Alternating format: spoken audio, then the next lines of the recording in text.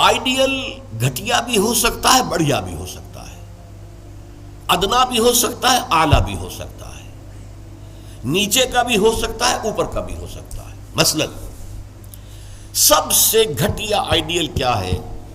اپنی ذات، اپنا مفاد، اپنا علوف، گویا کہ اس کا آئیڈیل اپنی ذات ہے۔ ذات کے لیے زیادہ سے زیادہ دولت، ذات کے لیے زیادہ سے زیادہ عزت، ذات کے لیے زیادہ اقتدار، یہ حاصل کرنا، یہ بھی ایک مقصد ہے، یہ بھی ایک نصب العین ہے۔ یہ گویا کہ انسان اپنی شخصیت کے گرد گھوم رہا ہے، شخصیت کے گرد گھوم رہا ہے۔ نتیجہ کیا نکلے گا؟ یہ انسان کیا ہوگا؟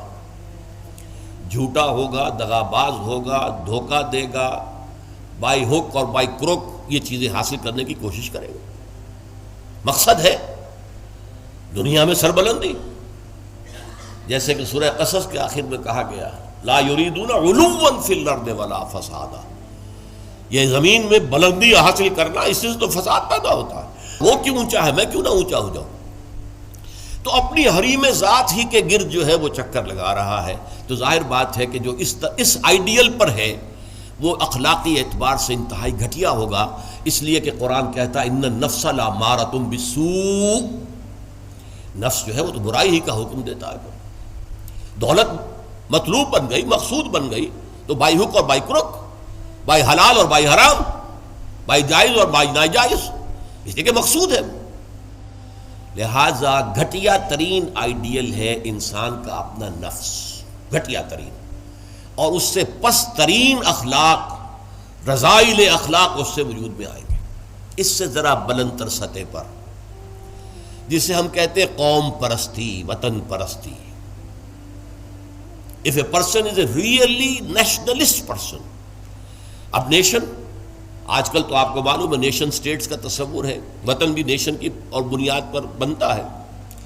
تو نیشنلزم، قوم پرست، پہلا آدمی کون تھا؟ خود پرست، وہ پرستش کر رہا تھا اپنی، خود پرست، سیلف سینٹرڈ، اس کا مطلوب و مقصود اپنی بلندی، اپنی دولت۔ لیکن یہاں اس سے ذرا بلندتر ہو گیا معاملہ، میں اپنی قوم کے لیے محنت کروں گا، قوم کی سربلندی کے لیے، قوم کی آزادی کے لیے، قوم کی عزت کو برقرار رکھنے کے لیے، اپنے وطن کے لیے کٹ بھروں گا، اپنے وطن کی آزادی کے لیے قربانیاں دوں گا۔ ایک بہتر کردار وجود میں آئے گا کہ نہیں؟ یہ شخص جو ہے اپنی قوم سے کبھی جھوٹ نہیں بولے گا، باقی دنیا سے بولے گا۔ آپ کو معلوم ہونا چاہیے ویسٹرن مورالٹی کیا ہے۔ اپنے ہاں وہ ایک بلی کے اوپر بھی ظلم ہوتا نہیں دیکھ سکتے، کسی کتے کے اوپر ظلم ہوتا نہیں دیکھ سکتے، لیکن دوسری قوموں کو ہلاک کرتے ہیں، اور وہ سمجھتے ہیں کہ ویپنز آف ماس ڈسٹرکشن ہمارا حق ہے، ہمارے پاس تو ہے، کسی اور کو نہیں ہم اچیو کرنے دیں گے۔ یہ مورالٹی ان کی، وہ اپنی قوم کے لیے ہے، کوئی جھوٹ نہیں بولے گا، دھوکہ نہیں دے گا، غداری نہیں کرے گا، اپنی قوم، اپنے وطن سے سچے ہیں۔ لیکن اس کے باہر نہ ان کی محبت ہے، وہ اپنے ہاں تو کہیں گے لو دائی نیبر ایز دائی سیلف، لیکن بقیہ قوموں کے ساتھ ان سے بڑا ظالم کوئی نہیں، انٹرنیشنل لیول پر آ کر ان سے بڑا جھوٹا، ان سے زیادہ فریبی، ان سے زیادہ دغاباز، ان سے زیادہ دھوکے دینے والا کوئی نہیں۔ لیکن پھر بھی کم سے کم اس شخص سے تو بہتر ہوا جو شخص اپنی ذات ہی کے اوپر سینٹرڈ ہے، خود پرست ہے، نفس پرست ہے۔ اس سے یقیناً ایک بلند تر آئیڈیل ہے وطن پرستی، قوم پرستی۔ یہ قوم پرستی اگر ہے تو ایسا تو نہیں ہوگا کہ قوم کے لیے ہتھیار خریدنے گئے تھے تو زبردست رشوت لے کر گھٹیا ہتھیار خرید لیا، یہ نہیں کرے گا وہ کبھی۔ ہمارے ہاں یہ بھی ہوتا ہے، اس لیے کہ ہمارے ہاں قوم پرستی ہے ہی نہیں، وطن پرستی ہے ہی نہیں۔ اس حوالے سے اب حالانکہ آپ کو معلوم ہے کہ ہتھیار جو ہے زندگی اور موت کا مسئلہ ہے، جب جنگ ہو رہی ہے اور کریٹ کھولا گیا، معلوم ہوا یہ تو استعمال کے قابل ہی نہیں ہے یہ ہتھیار جو ہے، کیا ہوگا اس وقت؟ عین موقع پر محاذ میں وہ کھولا گیا ہے باکس، اور معلوم ہوا کہ یہاں تو کچھ اور رکھا ہوا۔ لیکن لوگ ہیں جو رشوتوں کے لیے، کک بیکس کے لیے، جو بھی وہ ان کے کمیشنز ہیں، وہ گھٹیا مال لیتے ہیں، دومی مال جسے آپ کہتے ہیں۔ تو وطن پرستی یا قوم پرستی ایک نسبتاً ہائر آئیڈیل ہے، اس سے اوپر ایک اور ہے۔ یہ جو حضرات تھوڑا بہت بھی فلسفے سے شغف رکھتے ہیں ان کو معلوم ہے، ہیومنزم، انسان دوستی، یہ جیسے ٹالسٹائے تھا، بہت بڑا ادیب تھا روس کا، وہ ہیومنزم کا قائل تھا، انسان سے دوستی ہونی چاہیے، انسان محبوب ہونا چاہیے، تمام انسان انسان سے محبت کریں، ہیومن بینگ ایز ہیومنس، چھوڑ دیں کہ وہ ہمارے ملک کا رہنے والا ہے یا نہیں، یہ ہیومن بینگ ہے، بھول جائیں اس کو کہ وہ ہماری قوم سے اور نسل سے ہے یا نہیں، یہ ہیومن بینگ، ہیومنزم یہ ہائیسٹ فلسفی ہے۔ لیکن آپ جو سوچ لیجئے کہ اول تو یہ کہ اس تک پہنچنا بڑا مشکل، اپنی قومیتوں کے حدود سے، وطنیتوں کے حدود سے، اپنے ذاتی مقاصد اور ذاتی جو بھی مفادات ہیں ان سے بلندتر ہو کر واقعتاً ہیومنسٹ ہونا آسان کام نہیں ہے۔ لیکن ہیومنسٹ جو ہے اس کے اندر بھی انسان کی محبت تو آ جائے گی، انسان مطلوب ہو جائے گا اس کا، اور اس اعتبار سے وہ قوم پرست اور وطن پرست سے برتر ایک شخصیت ہوگی۔ لیکن باقی کائنات، حیوانات، اس کے اندر اس کے لیے تو کوئی محبت اس کے اندر نہیں ہوگی، اس کے لیے کوئی شفقت نہیں ہوگی۔ ہیومنزم ہیومن بینگز کے لیے ہے، اس سے اوپر ایک اور ہے، اور وہ ہے کسی نظریے پر انسان کی نگاہ جم جائے، نظریہ کہ انسان کی فلاح کمیونزم میں ہے، ظلم کا خاتمہ کمیونزم میں ہوگا، لہذا اس کمیونزم کے لیے، اس کو فروغ کے لیے، اس کو عام کرنے کے لیے، اس کے پھیلانے کے لیے، لوگوں کو قائل کرنے کے لیے تن من دھن لگا رہے ہیں۔ پھر جن لوگوں نے مان لیا ہے انہیں آرگنائز کر رہے ہیں، سیلز بن رہے ہیں، پھر ایک جد و جہد ہو رہی ہے، کشمکش ہو رہی ہے، زہر کے خلاف جد و جہد ہو رہی ہے، جانے دے رہے ہیں، فائرنگ اسکواڈز کے سامنے کھڑے ہو کر سینہ کھول کر گولیاں کھا رہے ہیں۔ یہ سب کیا ہے؟ ایک تصور کے حسن مبہم پر ساری ہستی لٹائی جاتی ہے، ایک تصور ہے، ایک آئیڈیل ہے، کمیونزم جو ہے ایک آئیڈیل ہے، ایک آئیڈیالوجی ہے، اس آئیڈیالوجی کو اپنا آئیڈیل بنا کر اور پھر جد و جہد اور محنت اور قربانیاں اور اثار سب کچھ۔ اب ایک ہی چھلانگ ہے، خدا پرستی، ہائیسٹ آئیڈیل، یہ ہے جس کو کہ علامہ اقبال نے کہا ہے، در دشت جنون من جبریل زبوں سے دے یزداب کمنداور، اے ہمت مردانہ، اے ہمت مردانہ، کمند ڈالو اللہ پر۔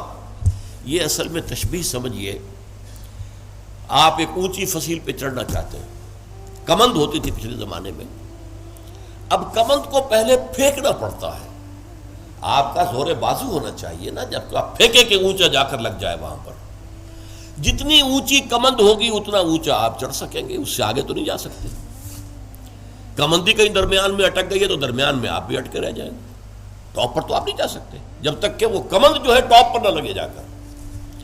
تو یوں سمجھیے کہ پہلے انسان کو اپنے ذہن سے، اپنے فکر سے، اپنی سوچ سے اپنا آئیڈیل معین کرنا ہوتا ہے۔ Who is my ideal? میرا نفس؟ نو۔ میرا وطن، میری قوم؟ نو۔ Human beings? نو۔ اللہ، ہی از مائی آئیڈیل۔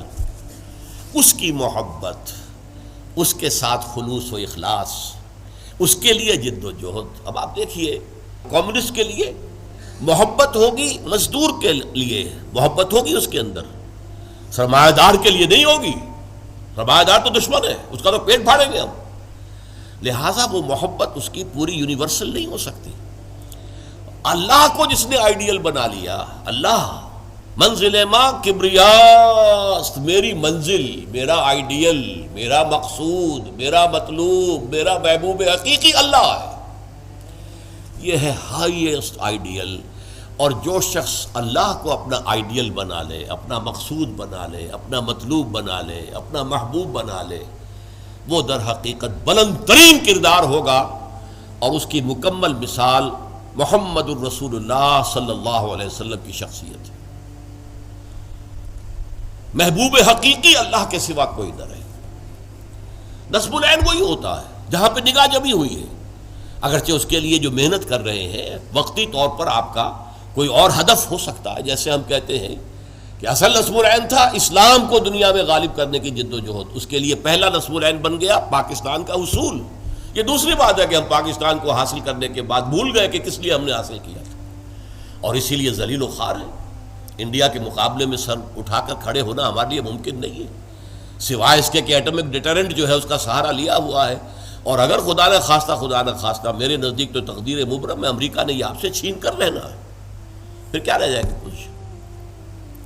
اس حوالے سے سمجھیے. اسی لیے علامہ اقبال نے دیکھیے کہ وطن کو بھی خدا قرار دیا ہے. وطن پرستی، نفس پرستی، وطن پرستی، قوم پرستی، انسانیت پرستی، نظریہ پرستی اور خدا پرستی، یہ ٹاپ پر ہے. منزل ماں کبریاست در دشت جنون من جبریل زبوں سیدے یزداب کمن داور، اے ہمت مردانہ اپنے کمند اتنی اونچی ڈالو کہ اللہ کی ذات پر جائے، پھر اللہ کی ذات، پھر اس کمند کے ذریعے سے سیر اللہ، تقرب اللہ، رفتہ رفتہ اللہ سے قریب تر ہوتے چلے جاؤ.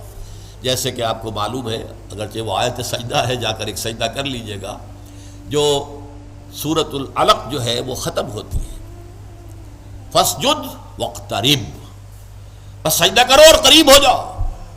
یہ سجدہ کرنا اللہ سے قرب کا ذریعہ ہے. وَاقْتَرِبْ، قریب ہو جاؤ. اس لیے حضور نے فرمایا ہے ان اقرب ما یکون العبد الی اللہ فی السجود، انسان جو اپنے رب سے قریب ترین ہوتا ہے وہ سجدے کی حالت میں ہوتا ہے. اپنی انا ختم کر دی، اپنی انا مٹی میں ملا دی، پیشانی اللہ کے سامنے خاک پر رکھ دی. بس یہ گویا کہ جو یہ انا ہی جو ہے ہماری، یہی تو ہے در حقیقت جو ہمارے درمیان اور اللہ کے درمیان حائل ہے. اس انانیت کا امکان ختم ہوا تو پھر اللہ کے ساتھ ہمارا بہت قرب ہے. یہ ہے ضعف الطالب والمطلوب. گھٹیا آدرش ہوگا تو گھٹیا ہی شخصیت وجود میں آئے گی، اگر اعلیٰ آدرش ہوگا تو بلندتر شخصیت وجود میں آئے گی. آدرش نصب العین، مقصود، مطلوب، محبوب حقیقی اپنا نفس بھی ہو سکتا ہے، اپنی ذات بھی ہو سکتا ہے. اپنے ہی حسن کا دیوانہ بنا پھرتا ہوں، اپنی ہی حریم ذات کا جو ہے طواف ہو رہا ہے، اس سے اوپر ہے ہی نہیں، نگاہ ہی نہیں. اس سے ذرا اوپر ہوئے وطن پرست، قوم پرست. اس سے ذرا اوپر ہوئے انسان پرست، انسان دوست. اس سے ذرا اوپر ہوئے ایک نظریہ، تصور، ایک تصور کے حسن مبہم پر کیسے ہستی لٹائی جاتی ہے، زندگی ترک آرزو کے بعد کیسے سانسوں میں ڈھالی جاتی ہے. ترک آرزو، یہ آرزو وہی ہے نصب العین. میں نے شروع میں کیا عرض کیا تھا، جس شخص کا کوئی نصب العین ہے ہی نہیں وہ تو حیوان ہے. کم سے کم وہ شخص بھی جس نے اپنے نفس کو اپنا نصب العین اور مطلوب بنایا، وہ بھی انسان تو ہے، گھٹیا ہے، بہت گھٹیا انسان ہے، لیکن وہ حیوان نہیں ہے. جس شخص کا کوئی نصب العین ہے ہی نہیں وہ تو پیور انسٹنکٹس کی بنیاد پر زندہ ہے. قرآن مجید میں سورہ ملک میں کہا گیا ہے افمن یمشی مکبا علی وجہہ اہدی امن یمشی سویا علی صراط مستقیم. ایک شخص اوندے منہ اپنے پیٹ کے بل جو ہے گھسٹ رہا ہے، اسے کیا نظر آئے گا منزل کہاں ہے، جانا کدھر ہے. ہم اپنے بطن اور فرج کے تقاضوں کی بنیاد پر زندہ ہیں. انسٹنکٹس ہے جو اینیمل انسٹنکٹس ہے، پیٹ کھانے کو مانگتا ہے، اور ہمارے اندر پروکریشن کے لیے، نسل کو بڑھانے کے لیے جنس کا، شہوت کا جذبہ رکھ دیا گیا، اسی کے لیے اندر وہ زندگی لگا رکھے. اس میں بھی کوئی امنگ نہیں ہے، اس میں بھی کوئی اونچے اٹھنے کی خواہش نہیں ہے. بس میں کہا کرتا ہوں وہ زندگی نہیں گزارتے، زندگی انہیں گزارتی ہے، زندگی انہیں گزارتی ہے. لیکن یہ کہ وہ زندگی گزارنا، وہ تو یہ ہے کہ آپ کا کوئی نہ کوئی نصب العین، کوئی آئیڈیل، کوئی ہائر جو آپ کا ایک مقصود و مطلوب ہو.